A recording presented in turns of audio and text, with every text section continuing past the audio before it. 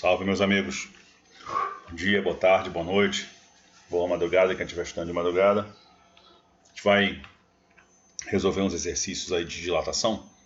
A gente falou do conteúdo, mas não resolveu exercícios sobre, né? Vamos pegar alguns aí da apostila. Vamos resolver, beleza?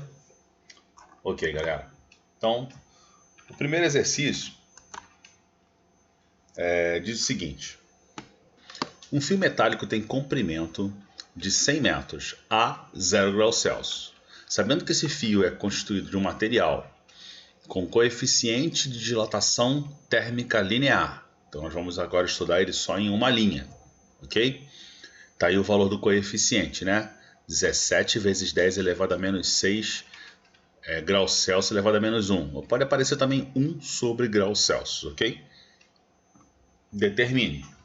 Letra A, a variação do comprimento do fio quando ele é aquecido até 10 graus, ou seja, ele começou com 0 graus, ele vai ser aquecido até 10. Qual vai ser a variação? Quanto ele vai aumentar, né? O ΔL dele. Então tá ali, ó. Essa é a nossa expressão, nossa equação para dilatação, onde L0 é o comprimento inicial do fio, ele já deu 100 metros. Alfa é o coeficiente de dilatação linear, também já deu. E a variação de temperatura, né? Saiu inicialmente de 0 e passou para 10. Então essa é a aplicação direta da fórmula, correto? Então tá ali, ó. Nós temos aqui a variação de temperatura, final menos inicial. Nós temos aqui, ó, o comprimento inicial e temos aqui também o coeficiente, tá legal? Então, só executando essa matemáticazinha simples aí, a gente vai ter, ó, aqui vai dar 10, 10 vezes 100 vai dar 1000, 1000 é 10 a terceira, 10 a terceira vezes 10 a menos 6, 10 a menos 3. Andei as casinhas, então eu vou ter 0,017 metros de aumento do fio. Então esse fio que era de 100 metros vai passar a ter 100,017 metros, ok? Olha a letra B, ó, o comprimento final, justamente acabei de falar, né? O comprimento final, a temperatura de 10 graus Celsius. O que é o comprimento final? É o comprimento dele, L, mais o acréscimo que você acabou de calcular. Tá legal? Foi isso aqui. Então, operando, a gente encontrou esse valor aí. Beleza? Alguém tem dúvida? Só foi fácil, né? Olha o próximo. O próximo foi um exercício da UFRJ, quando a UFRJ tinha vestibular próprio. Um incêndio ocorreu do lado direito de um dos andares intermediários de um edifício construído com estrutura metálica, como ilustra a figura 1. Em consequência do incêndio, que ficou restrito do lado direito, o edifício sofreu uma deformação, como ilustra a figura 2. Então, observe que o incêndio aconteceu do lado direito, tá legal? E esse edifício deformou. Isso aconteceu mediante o quê? O edifício é construído numa estrutura metálica. Então, quando esse lado aqui sofreu uma variação de temperatura, ok? Ocorreu um aumento do seu tamanho, um acréscimo do seu tamanho. Como o outro lado não teve incêndio, continuou com o tamanho normal. Então, o que aconteceu com esse lado aqui? Ó? Ele aumentou, teve um acréscimo de tamanho. Isso fez com que o edifício entortasse para um lado. Como aqui não teve nenhum aumento de tamanho, tá? Ele sofreu, então, uma curvatura graças ao outro lado que sofreu aumento do seu tamanho. Ok? Então tá ali, ó, com base em conhecimentos de termologia, explique por que o edifício entorta para a esquerda e não para a direita. Por quê? Porque o lado direito foi o que sofreu a variação do seu comprimento. Tá legal? Graças à dilatação desse mesmo lado. Eu não sei como é que está na apostila, eu acho que eu copiei o da apostila. Isso aqui é da apostila, tá? É o padrão que a apostila colocou. Ok? Então você vai ver aqui, lendo isso, que este lado onde sofreu o acréscimo de temperatura, o aumento de temperatura, sofreu uma dilatação maior, tá? Aumentou o seu tamanho. Esse acréscimo de ΔL que você calculou no exercício anterior está acrescido desse lado direito, tá? Então ele tem um tamanho maior. O lado esquerdo não sofreu nenhuma variação de temperatura, então permaneceu com o mesmo tamanho. Por isso que você teve esse edifício entortado desse jeito. Tá legal? Alguma dúvida? Beleza, né? Esse é o padrão de resposta da apostila, tá? Ok? Tá traduzindo o que eu acabei de falar agora. Vamos lá, vamos ao próximo.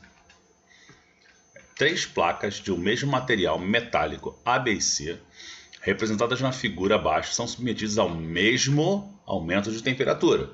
Então eu tenho A, que tem um comprimento aqui, ó, ao longo do eixo X, igual ao comprimento de C, porém maior do que o comprimento de B. Tá legal? Beleza. Assumindo que todas as placas inicialmente estejam em equilíbrio térmico entre si, o maior aumento da dimensão paralela ao eixo X. Então ele só quer saber da dilatação ao longo do eixo X. Tá legal? Então ela vai aumentar para cima, na diagonal, não interessa. Ele quer saber só ao longo do eixo X. Ok? E o maior aumento da área ocorre respectivamente nas placas. Beleza. Vamos analisar ali, ó. Tá vendo essa ali? Eu coloquei X porque eu não sei se você vai pensar em aumento do comprimento ou aumento da área. Tá? Aqui, como tem o alfa, tem que ser o do comprimento. Beleza? Então, está aumentando ao longo do eixo X. Então, qualquer variação em X vai ser maior quanto maior for o comprimento inicial. Veja que ΔX e X inicial são diretamente proporcionais. Percebam que A e C têm o maior comprimento inicial. Logo, eles vão sofrer a maior dilatação paralela ao eixo. Ah, Fábio, mas e aí, quando é que for área?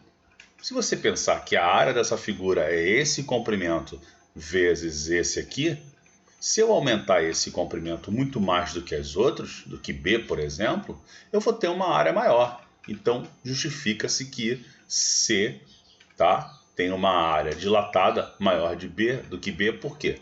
Porque a dilatação está acontecendo inicialmente no eixo X.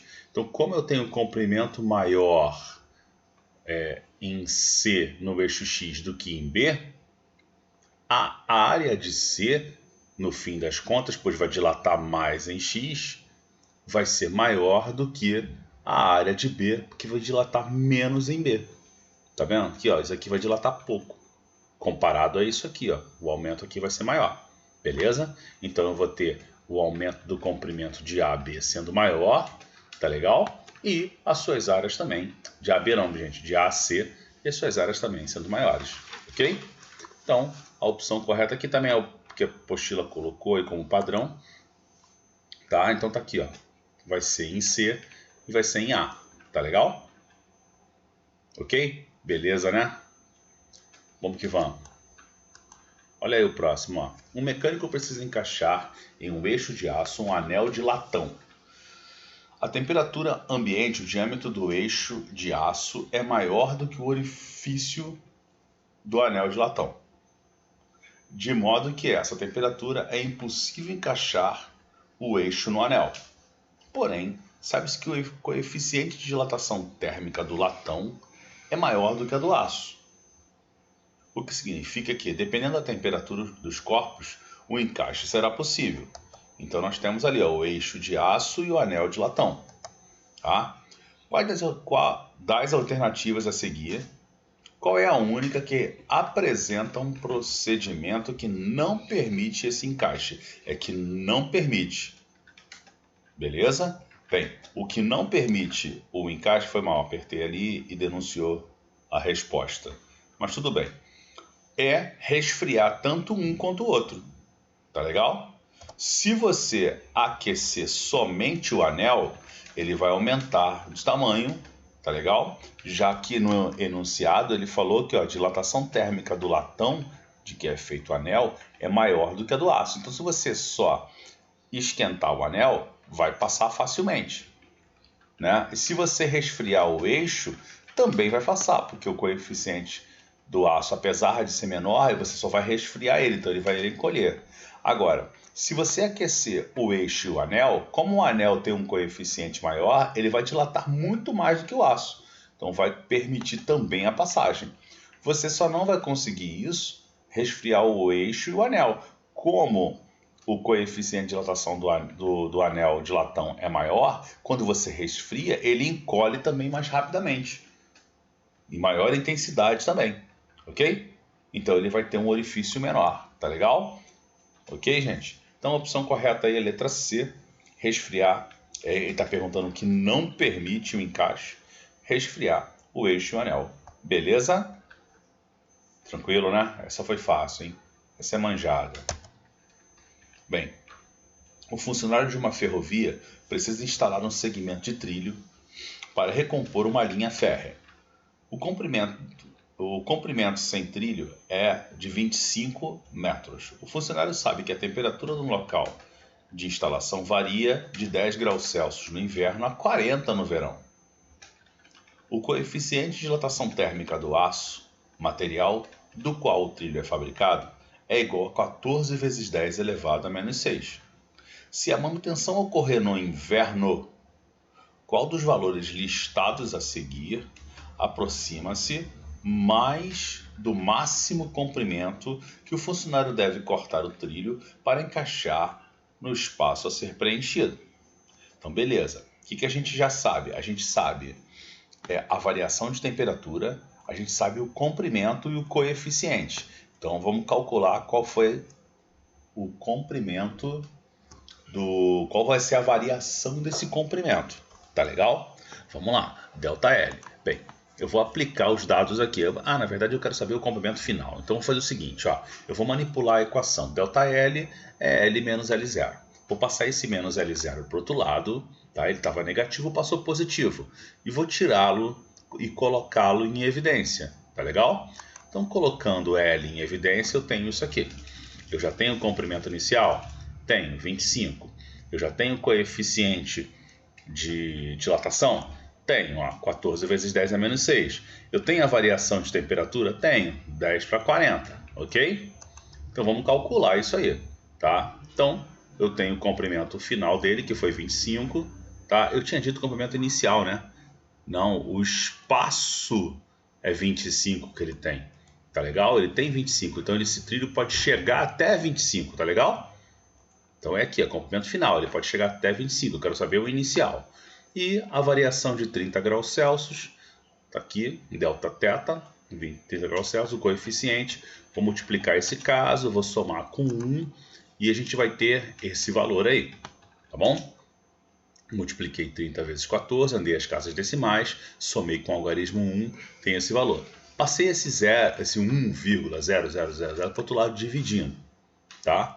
E ao dividir eu encontrei 24,99 metros. Então ele pode cortar esse trilho com 24,99 metros, algo muito preciso, porque o espaço dele é de 25, né? Então não tem muito que... é quase nada essa diferença, mas é importante, porque se ele cortar com 25 e dilatar 0,01, um trilho sobressai o outro, né? E pode causar um acidente. Então ele encontrou o comprimento que ele deve cortar para que quando sofrer essa dilatação ele chegue até 25, tá legal? Então por isso que eu apliquei o 25 no comprimento final, porque se eu cortar um trilho de 24,99 com esse material, tá? Que é o aço, e vai sofrer essa variação, ele vai chegar até 25, que é o meu limite. Ok? Se eu cortar ele com 25 e sofrer essa variação, ele vai aumentar, ele vai ficar maior do que 25. Então ele vai sobressair um trilho ao outro. Tá? Então a opção correta nossa deu a letra D. Foi? Tranquilão, né? Viu? Cuidado para não confundir aqui esse L0 com 25. É o comprimento final que ele deve ficar. Tá? Beleza, vamos nessa. O próximo diz o seguinte, ó. Uma chapa quadrada feita de um material encontrado no planeta Marte tem área de 100 centímetros quadrados e uma temperatura a 100 graus Celsius.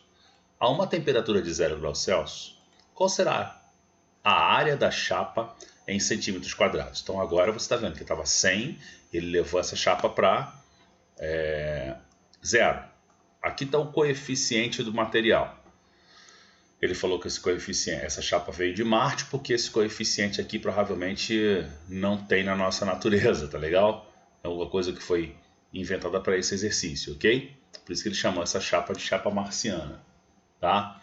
Então, beleza, vamos aplicar aqui na nossa expressão, que diz o seguinte, que a variação da área é igual à área inicial vezes o coeficiente de dilatação superficial vezes a variação da temperatura. Só que aqui é superficial, ele nos deu linear. E a gente sabe a relação entre os dois. A gente sabe que o superficial vale 2 vezes o linear. Tá legal? Então vou aplicar no lugar do superficial as 2 vezes linear, ok? Vamos ver quanto vai sofrer de variação. O comprimento inicial da chapa é de 100 centímetros ao quadrado. Eu vou multiplicar 2 vezes o coeficiente linear, então vai ser 2 vezes 2 vezes 10 a menos 3. Está aqui o coeficiente linear. Multipliquei por 2, que agora é superficial. E a variação de temperatura, né? Eu tirei ela de uma temperatura que foi 100 e levei ela para 0, ok? Quando eu efetuo esse produto todo aí, eu vou encontrar uma chapa que vai sofrer um decréscimo de 40 centímetros quadrados. Tá legal? Ela vai diminuir isso aí. Ela tinha inicialmente 100, tá? Então ela vai diminuir. Ela tinha inicialmente 100 e ela vai sofrer uma variação, vai diminuir de tamanho de 40 centímetros quadrados. Qual vai ser o comprimento final dessa chapa? Menos 40 mais 100. Então isso vai ser igual a 60 centímetros quadrados. Então deu a letra C. Ok? Foi, gente? Beleza, né? 13. A figura mostra um dispositivo que pode ser usado para ligar ou desligar um forno, dependendo da temperatura local onde se encontra o sensor, a barra AB. Essa barra é constituída de 2 materiais diferentes e, ao ser aquecida, fecha o circuito como indicado na figura. Então nós temos aqui, ó, ela em temperatura normal, nós temos aqui um material B do lado direito e um material A do lado esquerdo. Tá legal? Quando essa chapa sofre um aumento de temperatura, o lado A dilata mais do que o lado B. Ele cresce muito mais do que B. Então, essa chapa sofre uma modificação do seu comprimento, tá legal? E entorta para o lado de B, porque A dilatou muito mais do que B. Quando isso acontece, o interruptor é acionado, levando a informação para o relé, e o relé que estava ligado passa agora a desligar o seu sistema, e o forno então começa a diminuir sua temperatura. É assim então que você controla a temperatura num forno, tá legal? Nesse tipo aqui de termopar, ok? É assim que na indústria isso aqui é chamado, tá legal?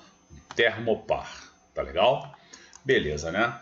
Então, o funcionamento do dispositivo indicado anteriormente ocorre devido, letra A, os materiais diferentes possuem calores específicos. Aqui a gente está falando sobre aquecimento da chapa, não, dilatação dela, né? Então, não tem nada a ver com calores específicos. Letra B, os materiais diferentes possuem condutividade térmicas diferentes, podem até possuir condutividade térmica diferente, mas não é o nosso fenômeno principal, né? O calor flui sempre de um corpo de uma temperatura maior para um corpo de temperatura menor e nunca o fluxo contrário. Beleza, lei zero da termodinâmica, tá tudo ok, mas esse fenômeno aqui não tem nada a ver com o fluxo de calor, tá legal? Bem, letra D. Há materiais de diferentes calores latentes, né? Possuem calores latentes diferentes. Ninguém está mudando de fase aqui para ter calor latente, ok? O que sobrou para a gente? Sobrou a letra E. Há materiais diferentes, possuem coeficiente de dilatação térmica diferente. Sim, é tão verdade que A dilata mais do que B e A se sobressai em B. Tranquilo? Beleza? Ok, gente. Essa também já foi. Vamos ver a 6 aí. Perceba que eu não estou na ordem, né? Eu estou pegando exercícios aleatórios, tá legal? Então posso ter pego o exercício do início, depois eu posso ter pego aqui já na parte final, ok? Beleza. Quando um frasco completamente cheio de líquido é aquecido, verifica-se um certo volume de líquido transbordado. Esse volume mede, galera, o frasco dilatou. Se o frasco dilatou e não conseguiu comportar o fluido, é porque o fluido dilata muito mais do que o frasco. Tá legal? Então eu tenho que pensar o seguinte, que essa parcela que escorreu do frasco é uma diferença. É uma diferença de quem? Do total que o fluido dilatou, menos a dilatação do frasco que conseguiu comportar fluido lá dentro. Tá legal? Então você tem um frasco que aumenta de tamanho, mas ele não consegue comportar todo o fluido dilatado. Então parte do fluido extravasa. O que essa parte extravasada é? A diferença entre a dilatação total do fluido menos a dilatação do frasco. Ok? Então nós temos aí como opção para isso a letra E, não é isso? Porque você vai pegar essa dilatação, ela é chamada de dilatação aparente, é o que aparenta que o líquido dilatou, mas não é a verdade. Por quê? Porque a dilatação do líquido é muito maior do que a do frasco, então ele transborda. Se o coeficiente de dilatação do líquido fosse igual ao do frasco, você ia aquecer e não ia ocorrer o transbordamento. Tá legal? Por isso que chamamos isso aqui de aparente, ok? Beleza, né, galera? Vamos para a próxima, então. 3 litros de água a 30 graus Celsius foram colocados em uma panela de ferro e aquecidos até atingir a temperatura final de 90. Então tá aqui. Desconsiderando a dilatação sofrida pela panela, calcule o volume de água após o aquecimento, sabendo que o coeficiente de dilatação volumétrica, ele já deu o volumétrico. Se ele tivesse dado linear, você teria que multiplicar esse linear por 3 para achar o volumétrico, mas ele já deu. Tá legal? Então tá aí a nossa expressão, né? Variação do volume, volume inicial, coeficiente de dilatação volumétrico e variação da temperatura. Foi de 30 para 90, eu já tenho a dilatação volumétrica. Aqui o coeficiente eu já conheço e eu tenho 3 litros, que foi o volume inicial, né? Beleza, tá isso aqui. 30 graus para 90 vai dar 60, 60 vezes 3 vezes 1,3 e as 4 casas negativas aqui. Tá legal? Então você vai ter esse valor de acréscimo, tá legal? Do fluido.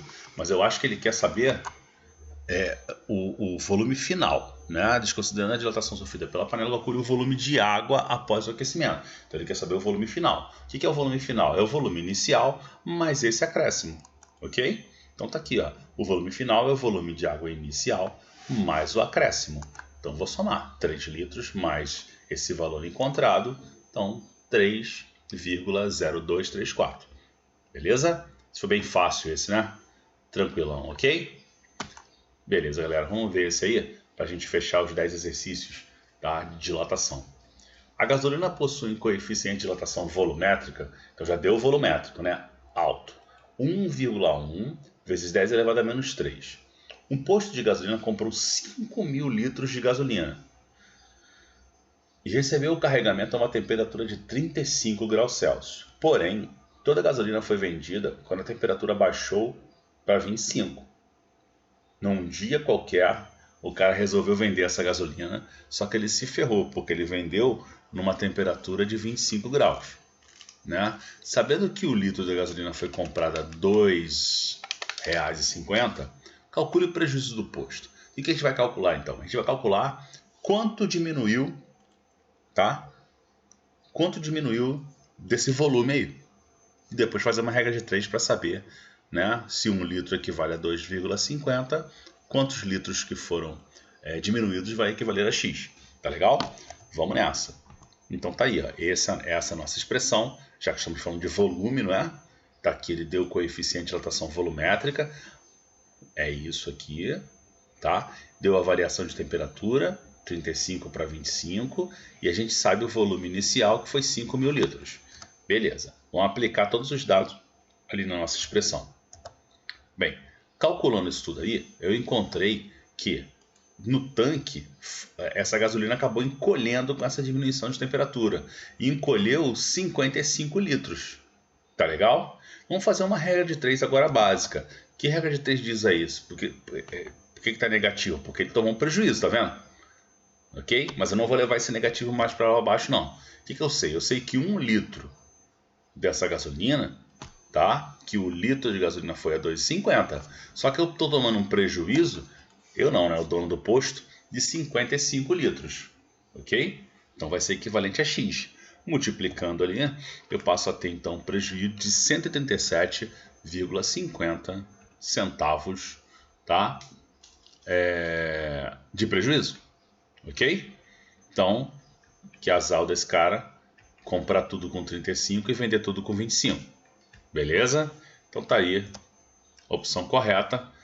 E fechamos aqui, meus amigos, o estudo da dilatação, tá? tá? Espero que todos estejam bem e aguardo dúvidas lá no plantão, ok? Valeu, gente. Um abraço a todos e até a próxima.